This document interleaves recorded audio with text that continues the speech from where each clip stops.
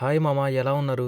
ఈరోజు మీ ముందుకి డీజేఐ గింబల్ని నేను తీసుకొచ్చేసాను. సో దీన్ని ఫాస్ట్గా రివ్యూ చేసేద్దాం. ఇది అమెజాన్లో అవైలబుల్గా ఉంది. ప్రైస్ చూసుకుంటే మీకు ఇక్కడ స్క్రీన్ మీద కనపడుతుంది కదా.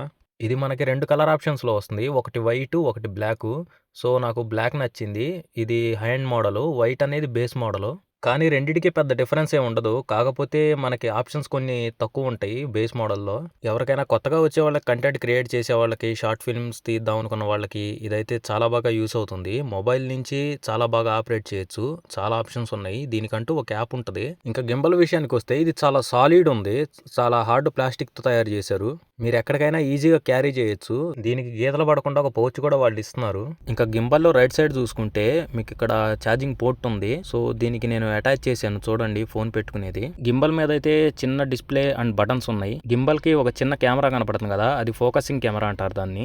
అది ఆన్ అయిందో లేదో చూసుకోవడానికి ఒక చిన్న లైట్ ఒకటి ఇచ్చారు. మనం రికార్డ్ చేసేటప్పుడు మనల్ని ఫోకస్ చేస్తుందంటే కనుక అది గ్రీన్ లైట్ లోకి మారుతుంది.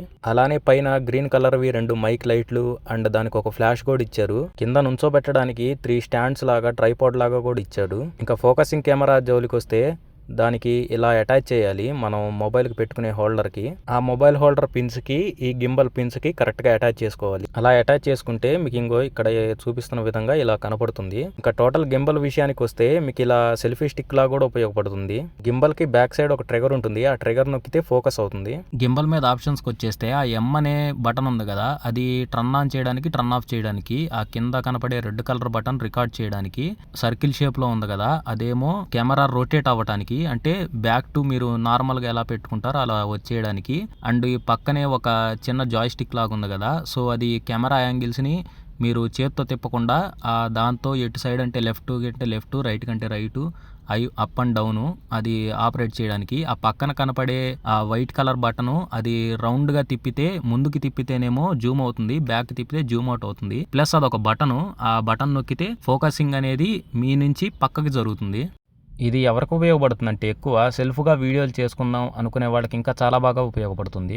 ఆ కనపడే హ్యాండ్ని హోల్డ్ చేసి ఇలా లోపలికి పెట్టేసుకోవచ్చు. గింబల్ని టర్న్ ఆన్ చేయాలంటే ఎం అనే బటన్ని లాంగ్ ప్రెస్ చేసి పట్టుకుంటే ఇలా యాక్టివేట్ అవుతుంది. సో చూశారు కదా, దాని అంతటా అదే ఆటోమేటిక్గా ఫోకసింగ్ చేసుకోవడానికి ఆన్ అయిపోయింది. ఎందుకంటే మనం ఫోకసింగ్ కెమెరా పెట్టాం కాబట్టి. ఆ కెమెరా లేకుండా ఉంటే ఆన్ అవ్వదు. దాని మీద మోడ్స్ ఉంటాయి. ఆ ఎం అనేది నొక్కితే మోడ్స్ 4 మోడ్స్ ఉంటాయి. ఫోన్లో డీజేఐ యాప్ ఉంటుంది. ఆ యాప్తో మాత్రమే మనం దీన్ని ఫుల్గా కంట్రోల్ చేయొచ్చు. వెనకాల ట్రిగర్ అని చెప్పాను కదా, ఆ ట్రిగర్ నొక్కితే ఆ ఫోకసింగ్ కెమెరా మన మీదకి ఫోకస్ అయ్యి మనం ఎటు తిరిగితే అటు వచ్చేస్తుంది. ఆ వైట్ కలర్ బటన్ ఏమో జూమ్ ఇన్, జూమ్ అవుట్ అవ్వడానికి. సో మీరు ఇవన్నీ ఆప్షన్లో మీరు వాడాలి అనుకుంటే కనుక పక్కా డీజేఐ యాప్ అనేది డౌన్లోడ్ చేసుకోవాలి. ఆ యాప్ ప్లే స్టోర్లో అవైలబుల్గా ఉంది. చాలా స్టేబుల్ అంటే చాలా స్టేబుల్గా వస్తుంది వీడియో. చూడండి మీరే, ఎలా తిప్పితే అలా తిరుగుతుంది అది. ఇంకా యాప్ విషయానికి వచ్చేస్తే ఇది మీకు ప్లే స్టోర్లో అవైలబుల్గా ఉంటుంది. డీజేఐ మీమో అని కొట్టండి, యాప్ వచ్చేస్తుంది. మీకు డిస్క్రిప్షన్లో లింక్ కూడా ఇస్తాను, మీరు అక్కడి నుంచి కూడా చెక్ చేయొచ్చు. ఇంకా యాప్లోకి వెళ్ళిపోతే యాప్ ఇంటర్ఫేస్ ఇలా ఉంటుంది. మీకు కింద చాలా ఆప్షన్లు ఉన్నాయి చూడండి. ప్రొఫైల్లోకి వెళ్ళిపోతే ఇక్కడ మీకు సంబంధించిన డేటా ఇక్కడ చూపిస్తుంది. లాగిన్ అవ్వండి. ఇంకా సెకండ్ దాంట్లోకి వచ్చేస్తే ఆల్బము. ఇక్కడ మీరు రికార్డ్ చేసిన, డీజేఐతో రికార్డ్ చేసిన, అంటే యాప్ నుంచి రికార్డ్ చేసినవి మాత్రం మీకు ఇక్కడ చూపిస్తుంది. మీరు నార్మల్ మొబైల్ కెమెరాతో రికార్డ్ చేసినవి చూపిదు. పక్కనే ఎడిటింగ్ ఉంటుంది. ఆ ఎడిటర్ దాంట్లో కూడా కొన్ని ఆప్షన్లు ఉన్నాయి. మరీ అంత హ్యూజ్ ఎడిటింగ్ అయితే మీరు చేయలేరు, కానీ సమ్ ఆప్షన్స్ అయితే ఉన్నాయి. ఇక్కడ నుంచి అయితే మీరు ఫేస్బుక్ నుంచో, మెయిల్ ఐడి నుంచి కానీ లాగిన్ అవ్వచ్చు. మీరు బ్లూటూత్ ద్వారా దీన్ని కనెక్ట్ చేసుకుంటే కనుక ఇక్కడ ఈ ఇంటర్ఫేస్ వచ్చేసింది కెమెరాలో. సో మీకు ఇక్కడ కెమెరాలో చాలా ఆప్షన్స్ ఉన్నాయి. డైనో జూమ్ అని, వీడియో అని, ఫోటో అని చాలా ఆప్షన్స్ ఉంటాయి. ఈ ఆప్షన్స్ అన్నీ వాడాలంటే ఓన్లీ బ్లూటూత్ నుంచి మీరు గింబల్ని కనెక్ట్ చేసి యాప్ ఓపెన్ చేస్తే మాత్రమే ఇవన్నీ వాడగలరు. నార్మల్ మొబైల్ కెమెరాతో అయితే మీరు వాడలేరు. మీకు ఒక మంచి క్వాలిటీ కావాలంటే నేను ఇచ్చే సజెషన్ ఏంటంటే 4K 30 ఫ్రేమ్స్లో చేసుకోండి, లేదంటే 1080p 30 ఫ్రేమ్స్లో పెట్టుకోండి. అంతేగాని 60 ఫ్రేమ్స్లో అయితే పెట్టద్దు, అంత క్వాలిటీ అయితే రావట్లేదు యాప్ నుంచి.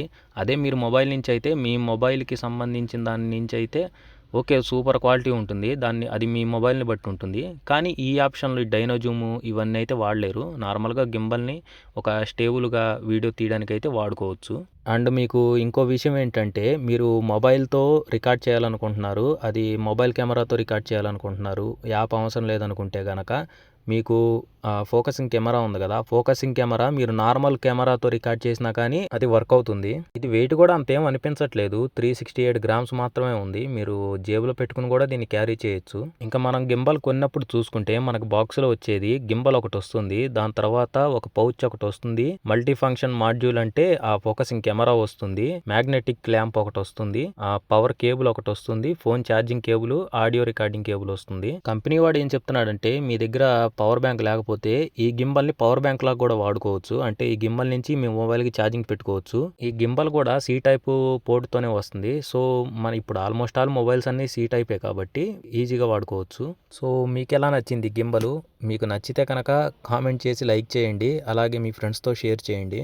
ఇప్పటిదాకా ఈ వీడియో చూశారంటే మీకు నచ్చిందని ఆశిస్తున్నాను. Thank you so much.